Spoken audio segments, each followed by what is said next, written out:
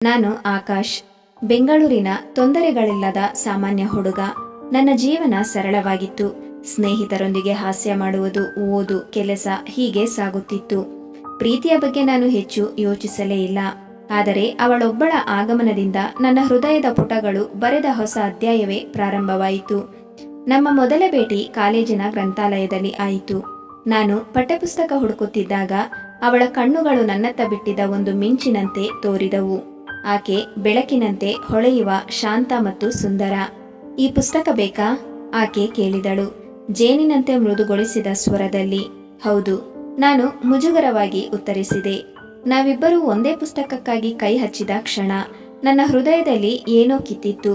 ಆಕೆ ನನ್ನ ಕೈ ತಗ್ಗಿಸಿ ಸ್ಮಿತನ ಹಂಚಿ ಪುಸ್ತಕವನ್ನು ತೆಗೆದುಕೊಂಡು ನಿಧಾನವಾಗಿ ಹೊರಟಳು. ನಾನು ಆ ಕ್ಷಣದಿಂದಲೇ ಅವಳನ್ನು ಪ್ರೀತಿಸಲು ಪ್ರಾರಂಭಿಸಿದ್ದೇನೋ ಎಂದು ನನಗೆ ಅರ್ಥವಾಗಲಿಲ್ಲ. ಆಕೆ ಸಾನ್ವಿ, ಬೆಂಗಳೂರಿನ ಹುಡುಗಿ. ಸಾಧಾರಣವಾದ ಬದುಕು, ಆದರೆ ಅವಳ ಹೃದಯ ತುಂಬಾ ಅದ್ಭುತ. ನಾವು ನಿಧಾನವಾಗಿ ಸ್ನೇಹಿತರಾದೆವು.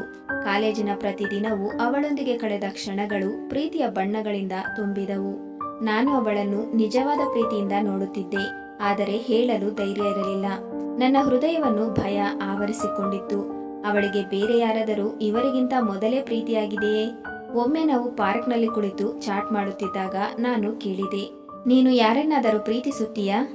ಅವಳು ನನ್ನತ್ತ ನಗುತ್ತಾ ನೋಡಿದಳು. ನಗುವಿನ ಹಿಂದೆ ಏನೋ ಗುಪ್ತ ಭಾವನೆ ಇತ್ತು. ನಾನು ಪ್ರೀತಿಯಲ್ಲಿ ನಂಬಿಕೆ ಇಡಲಿಲ್ಲ, ಆದರೆ ಆಕೆ ನುಡಿಕಟ್ಟಿಗೆ ಸಿಕ್ಕಿಬಿಟ್ಟಳು. ಆದರೆ ನಾನು ಕೇಳಿದಾಗ ಅವಳು ತಲೆ ತಗ್ಗಿಸಿ, ಇದೀಗ ನಾನು ಯಾರಾದರೂ ಪ್ರೀತಿಸುತ್ತೇನೆ ಅನ್ನಿಸತೊಡಗಿದೆ ಎಂದಳು. ನನಗೆ ಆ ಮಾತು ಕೇಳಿದ ಕ್ಷಣ ನನ್ನ ಹೃದಯ ಬಡಿತವೇ ನಿಂತಂತಾಯಿತು. ಯಾರು? ನಾನು ಕುತೂಹಲದಿಂದ ಕೇಳಿದೆ. ನೀನು ಹೇಳಬೇಡವೇ? ಅವಳು ಒಂದು ಪಾಠ ಕಲಿಸಿದಂತ ನಗುತ್ತಾ ಕೇಳಿದಳು.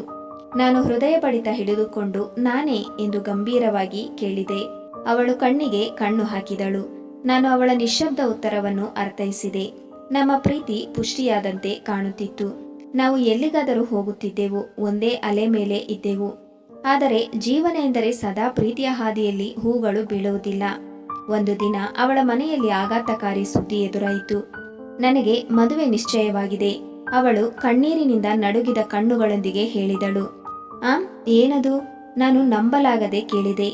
ನಾನು ನನ್ನ ತಂದೆ ತಾಯಿಯ ನಿರ್ಧಾರವನ್ನು ಕೆಡಿಸಿಕೊಳ್ಳಲು ಸಾಧ್ಯವಿಲ್ಲ. ಅವರು ನನ್ನೊಂದಿಗೆ ತುಂಬಾ ಪ್ರೀತಿಯಿಂದ ಬೆಳೆಸಿದ್ದಾರೆ. ಅವರ ಆದೇಶವೇ ನನ್ನ ಜೀವನ. ಅವಳು ಬಿಕ್ಕಿ ಬಿಕ್ಕಿ ಅತ್ತಳು. ನನಗೆ ಆ ಕ್ಷಣ ಭೂಮಿ ತಿರುಗಿದಂತೆ ಅನುಭವವಾಯಿತು. ನನ್ನ ಪ್ರೀತಿ ಒಮ್ಮೆ ಹೇಳಿದ ಮಾತಿಗೆ ಮುಗಿಯುವಂತಿತ್ತೇ?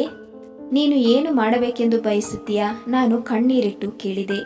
ನಾನು ನಿನ್ನನ್ನು ಇಷ್ಟಪಡುತ್ತೇನೆ, ಆದರೆ ನನ್ನ ಕುಟುಂಬ ನನ್ನ ಪ್ರಪಂಚ. ಅವಳು ದೂರ ಸರಿಯಲು ಪ್ರಾರಂಭಿಸಿದಳು. ಅಲ್ಲ ಸಾನ್ವಿ, ನಾವು ಒಟ್ಟಾಗಿ ಹೋರಾಡಬಹುದು. ನಾನು ಅಷ್ಟೇ ಬಯಸುತ್ತೇನೆ, ಆದರೆ ನನ್ನ ತಾಯಿ ಅನಾರೋಗ್ಯದಿಂದ ಬಳಲುತ್ತಿದ್ದಾರೆ. ಅವರ ಹಾರ್ದಿಕ ಆಳ್ವಿಕೆಗೆ ಈ ಮದುವೆ ಅವಶ್ಯಕ. ನಾನು ಆ ದಿನ ಏನನ್ನೂ ಹೇಳದೆ ಹೊರಟು ಹೋದೆ. ನನ್ನ ಪ್ರೀತಿ ಕಣ್ಣೀರಿನ ಸಮುದ್ರದಲ್ಲಿ ಮುಳುಗಿತು. ನಾನು ಅವಳ ಮದುವೆಯ ದಿನದಂದು ಬೆಂಗಳೂರಿನಿಂದ ದೂರ ಹೋದೆ. ಹೃದಯ ಒಡೆದಿತ್ತು, ಆದರೆ ನಾನು ಅವಳಿಗೆ ಬಾಧೆ ಕೊಡಲು ಇಚ್ಛಿಸಲಿಲ್ಲ. ಸಾನ್ವಿ ನನ್ನ ಜೀವನದ ಭಾಗವಾಗಿದ್ದಳು, ಆದರೆ ಈಗ ಅವಳ ಹೆಸರೇ ಆಘಾತದಂತೆ ಭಾಸವಾಯಿತು.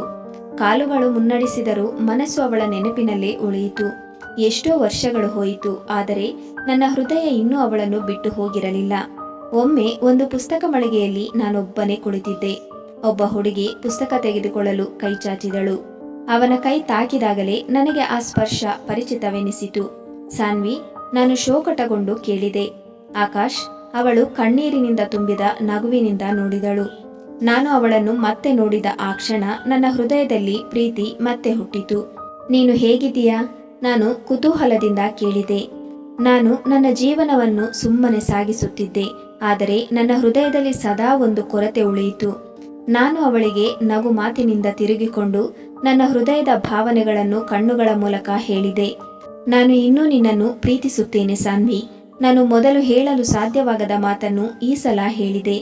ಅವಳ ಕಣ್ಣೀರು ಹಾಕುತ್ತಾ ನಾನು ಎಂದು ಮರುಳಿದಳು. ಆ ದಿನ ನಾವು ಹಿಂದಿನ ನೋವನ್ನು ಮುಚ್ಚಿಟ್ಟು ಪ್ರೀತಿಯ ಹೊಸ ಅಧ್ಯಾಯವನ್ನು ಬರೆಯಲು ನಿರ್ಧರಿಸಿದ್ದೆವು. ಪ್ರೀತಿ ಎಂದರೆ ಬಿಟ್ಟು ಬಿಡುವುದಲ್ಲ, ನಿರೀಕ್ಷೆಯಿಂದ ಕಾಯುವುದು. ನನ್ನ ಕನಸು ನನಸಾಯಿತು, ಆದರೆ ಸಾಕಷ್ಟು ಕಣ್ಣೀರು ಸುರಿದ ಮೇಲೆ. ಈ ವಿಡಿಯೋ ನಿಮಗೆ ಇಷ್ಟವಾಗಿದ್ದಲ್ಲಿ ದಯವಿಟ್ಟು ಒಂದು ಲೈಕ್ ಕೊಟ್ಟು ಹಾಗೆ ಸಬ್ಸ್ಕ್ರೈಬ್ ಮಾಡಿಕೊಳ್ಳಿ. ಧನ್ಯವಾದಗಳು.